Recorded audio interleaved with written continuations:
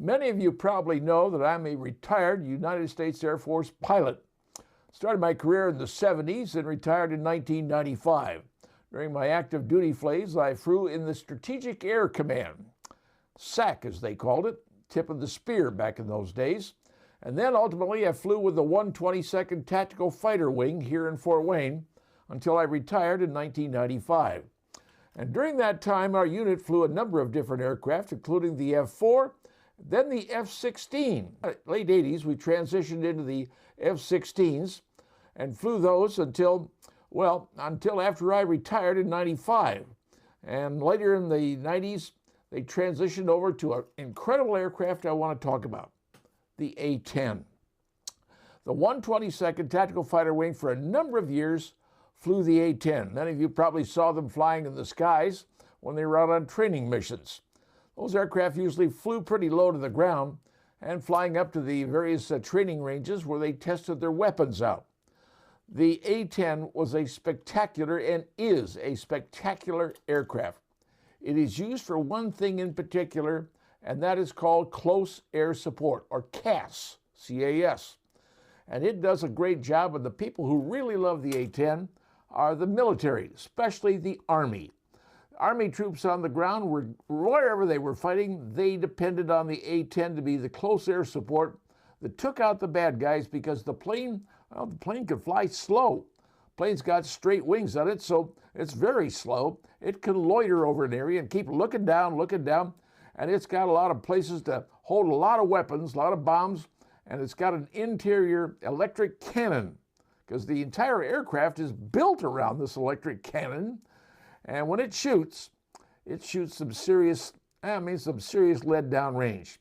It can take out tanks, folks. It's real serious aircraft. But we flew it for a number of years in the 122nd, and ultimately the government says, well, we're taking you back to the F-16s. Well, as you know, and probably have heard, the Air Force wants to get rid of the A-10. Why? Well, because it doesn't fit the concept of what many in the Air Force believe they should be doing. Flying fighters and flying bombers, and aircraft refueling and transport. That's what they think the Air Force job is, not close air support. And for close air support, they were saying, well, the F-16 can do fine, the F-35 can do fine. In my opinion, no, because they're too fast. They can't loiter, they can't hang around, and frankly, doesn't give the pilot enough time to get eyes on where he wants to shoot. Well, the A-10 was perfect for that job, and the A-10 pilots will tell you that. And frankly, when the Air Force tried to shut it down, Congress stepped in and said, not going to do it.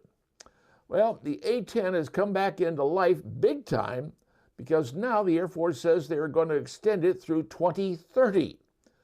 And where was it recently used? Over in Iran. Remember when that F-15 was shot down?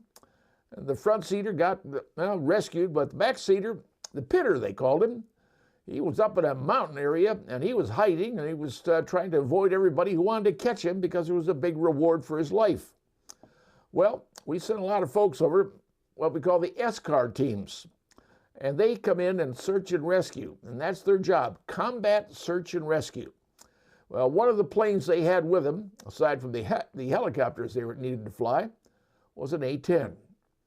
And the A-10 kept the bad guys at bay because they were coming up both sides of a ridge because this pilot was huddled up in a cave, and the cave was on the top of a ridge area. So you had guys coming up both sides, try to get him. A-10 hung around and laid a lot of lead down and stopped a lot of that stuff. Now, the bad guys on the ground were shooting at that A-10 and put more holes into it than Swiss cheese. The pilot ultimately had to leave the area once they, do all they can do, and the other rescue guys are doing their job. Made it back pretty close, but had to go over the side because the plane eventually wouldn't fly.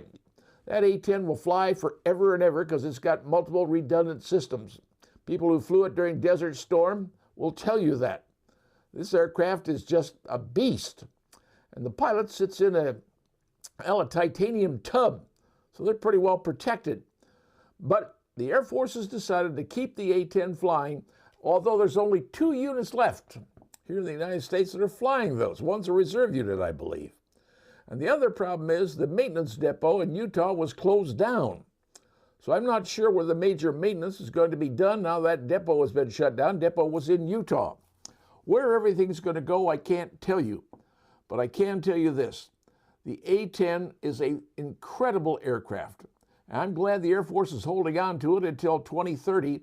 I hope they go longer because this is a special aircraft.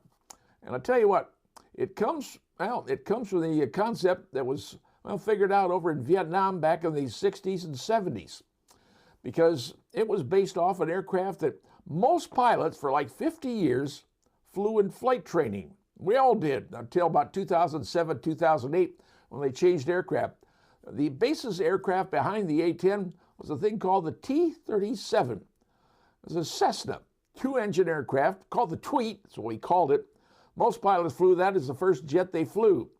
Well, ultimately, they needed an aircraft over in Vietnam during the war. And they were using an A-1E Sandy, which is a propeller-driven aircraft. Great aircraft, powerful.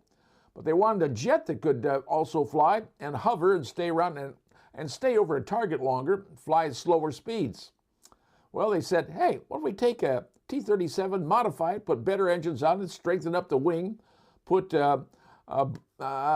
equipment on it so it could drop bombs, and they mounted a machine gun, a Gatling gun, if you will, in the nose of the aircraft.